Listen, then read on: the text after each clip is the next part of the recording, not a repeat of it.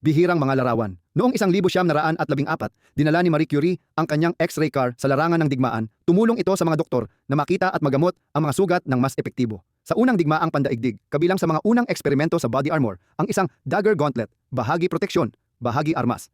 Sa St. Thomas, sa Caribbean, makikita ang dalawa sa huling apat na natitirang mart sa buong mundo, isang makalumang alaala ng kasaysayan ng retail. Sa ilalim ng North Sea, nakatago ang Doggerland, isang 6,000 taong gulang na nilubog na kagubatan na minsang nagdikit sa Britain at Europa. Si Anita Colby, isang Amerikanang modelo at aktres, ay nagpose kasama ang mga nakakatakot na makatotohanang manikin na kahawig niya para sa isang photoshoot noong 1954.